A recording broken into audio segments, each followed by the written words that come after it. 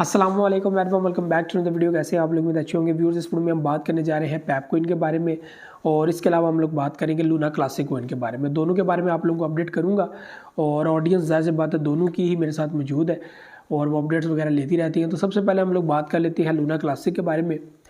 तो Luna classic के बारे में अक्सर मैं एक स्टेटमेंट देता होता हूँ कि जब तक बाइनेंस इसके साथ है इसको कुछ नहीं हो सकता, और अभी भी मैं उसके साथ जो है वो हूँ। और कुछ लोग कहते हैं कि क्या इसका कोई फ़ायदा है, इसका मतलब है कि बाइनेंस जब भी हटेगा तो ये ख़त्म है। तो मैं इस वक्त यही मानता हूँ कि जब बाइनेंस ने हाथ उठा लिया तो बिल्कुल ऐसा ही है, इसका कोई वाली वारिस नहीं होगा। हकीकत सी बात है, क्योंकि इसने पब्लिक को उल्लू बनाया हुआ है, पब्लिक को बेवकूफ़ बनाया हुआ है। USTC जो एक स्टेबल कोइन है उसको इसने रेस के अंदर डाला हुआ है और उसको $1 तक लेके आना इनका एम है। कौन बेवकूफ़ है जो स्टेबल कोइन के ऊपर पैसा लगाए और फिर इस स्ट्रेटजी के अंदर आए कि भाई ये $1 पे होगा तो बड़ा फ़ायदा हो गया। तो क्या $1 से ऊपर भी जाएगा या $1 पे जाके रुक जाएगा और लोग कहेंगे कि निकाल लो पैसा, $1 पे हम पहुंच चुके हैं, हमें तो बड़ा फ़ायदा हो गया। ऐसा नहीं होता, ठीक है, ऐसा पॉसिबल नहीं है। ठीक है, तो व्हाट इज स्टेबल कोइन? फिर डेफिनेशन तो बताएं ना, स्टेबल कोइन की डेफिनेशन क्या होती है। लूना क्लासिक का माना जा सकता है, लेकिन जो उन्होंने किया, जो उनके साथ हुआ, कुछ भी है उसके ज़िम्मेदार वो खुद हैं। ऑडियंस को उन्होंने पागल बनाया, ऑडियंस को उन्होंने नुकसान पहुंचाया। बाइनेंस ने इनको सपोर्ट दी, इन्होंने बाइनेंस को सपोर्ट की सूरत में कॉइन्स भी दिए कि आपका जितना नुकसान हुआ ये लो जी, ये हमारी तरफ से कबूल करो, कल को जितना भी प्रॉफिट होगा इसके तुम बराबर के हिस्सेदार हो, और हमारा पैसा लेकर ये डूब गए।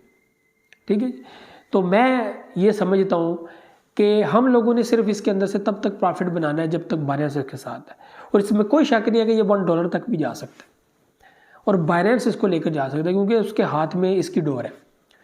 लूना क्लासिक 5.8 ट्रिलियन की सप्लाई के साथ मौजूद है।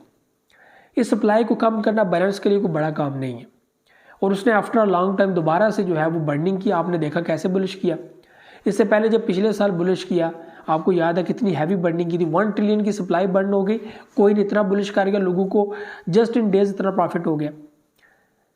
ठीक है, तो वही चीज़ दोबारा भी हो सकती है। तो हम लोगों ने वो चीज़ लेनी है, उस चीज़ को अपने माइंड में रखना है। जिस दिन बाइनेंस ने पीछे हाथ हटा लिया ना, उस दिन मेरे भाइयों सारे मिलकर लूना क्लासिक को सेल कर देना, इसका कोई फ़ायदा नहीं।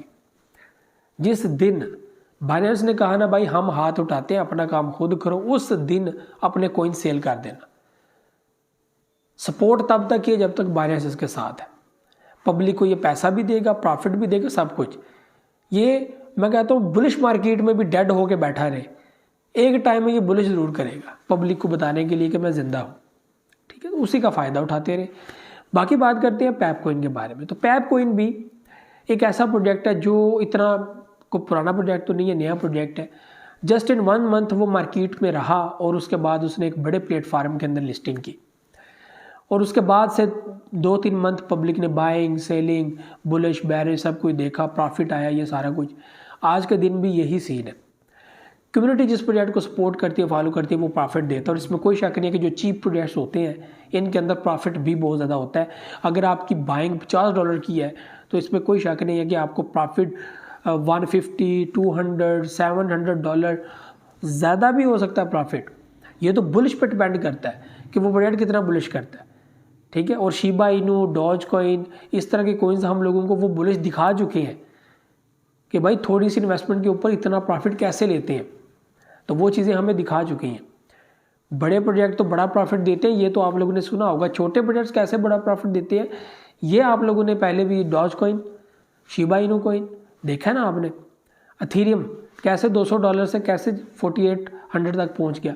तो अनरिस्पेक्टेड चीज़ें हुई हैं क्रिप्टो मार्केट। तो पैप कॉइन भी इनमें से एक ऐसा प्रोजेक्ट है जिसकी वैल्यू आप लोग देख लें वो कितनी डाउन है। ठीक है, और अभी भी ये काफ़ी अप है। तो इस टाइम में जो लोग समझते हैं कि पैप कॉइन एक ऐसा प्रोजेक्ट है जिसको कम्युनिटी बहुत सपोर्ट करती है, तो इस सपोर्ट की वजह से मुझे फ़ायदा हो सकता है, तो डेफिनेटली आप लोगों को फ़ायदा 100% हो सकता है। उम्मीद है। ठीक है, तो इसमें मैं आप लोगों को रिस्क के बारे में भी थोड़ा सा बता दूं। क्रिप्टो मार्केट में रिस्क मैनेजमेंट, पोर्टफोलियो मैनेजमेंट, ठीक है, ये क्यों होती है कि क्रिप्टो के ऊपर आप बिलीव नहीं कर सकते कि एक प्रोजेक्ट है उसके अंदर मैंने इन्वेस्टमेंट की और मैंने सिर्फ इस ही प्रोजेक्ट के अंदर इन्वेस्टमेंट की है और मुझे उम्मीद है कि ये मुझे प्रॉफिट देगा, लेकिन आप लोग 100% गारंटेड नहीं हो सकते कि वो प्रोजेक्ट टिकेगा या भाग जाएगा। अगर तो भाग गया तो फिर तो आपको नुकसान है, टिक गया तो चलो आपको फ़ायदा भी दे देगा, लेकिन वो भी गारंटी नहीं है फ़ायदा देगा भी या नहीं देगा। तो उस सूरत में हम लोग क्या करते हैं, पोर्टफोलियो मैनेज करते हैं। लाइक 8 प्रोजेक्ट 15 प्रोजेक्ट हम लोग परचेज़ कर लेते हैं, उससे ज़्यादा जितने आप लोग चाहें कर सकते हैं। उसमें हम लोग अपने यूएसडी को बांट देते हैं, यानी मैंने 20 रुपये का ये ले लिया, 30 रुपये का ये ले लिया, 100 रुपये का ये ले लिया, 200 रुपये का ये ले लिया, जो जिसके अंदर मैं ज़्यादा समझता हूँ कि मुझे अच्छा प्रॉफिट हो सकता है या ये टिक सकता है, उसके अंदर मैं इन्वेस्टमेंट उस हिसाब से कर देता हूँ। और कल को क्या होता है, ये मैंने माइंड में रखा होता है कि अगर मेरे ही सिलेक्शन में जो प्रोजेक्ट थे जो मैंने सेलेक्ट किए हुए थे, उनके अंदर इन्वेस्टमेंट करनी थी, उन प्रोजेक्ट्स में से ही अगर किसी प्रोजेक्ट के अंदर ऐसा कुछ हो जाता है कि वो फ्लॉप हो जाता है या स्कैम का या कुछ भी हो जाता है, तो बाकी प्रोजेक्ट जो है वो मुझे नुकसान ना पहुंचाए और वो मेरा नुकसान पूरा कर दे। तो इसके लिए हम लोग पोर्टफोलियो मैनेजमेंट करते हैं। ये रिस्क मैनेजमेंट भी होती है कि रिस्क आप लोग जो है वो अपना मैनेज कर रहे हो, ठीक। तो ये भी चीज़ें हैं। Luna classic and Pepe coin दोनों में डिफरेंस भी आपको मैंने शेयर किया है। तो पैप कोइन एक ऐसा प्रोजेक्ट है, ये अभी ना मेन नेट है, ठीक है, ये कर तो काम रहा है नेटवर्क के ऊपर ही, लेकिन वो ये है कि मीम, टोटली मीम। तो बिलीव करना ना करना ये तो अभी कुछ बनता ही नहीं है, ठीक है। तो कम्युनिटी जब तक इसको सपोर्ट करती रहेगी, आगे बढ़ता रहेगा। जिस दिन कम्युनिटी ने इसको सपोर्ट करना छोड़ दिया, पैप कोइन भी ख़त्म है। जैसे लूना क्लासिक को बायर्स ने सपोर्ट करना छोड़ दिया तो लूना ख़त्म है, वैसे ही पैप को इनको पब्लिक ने सपोर्ट करना ख़त्म कर दिया तो पैप ख़त्म है। तो दोनों की ये कहानी है।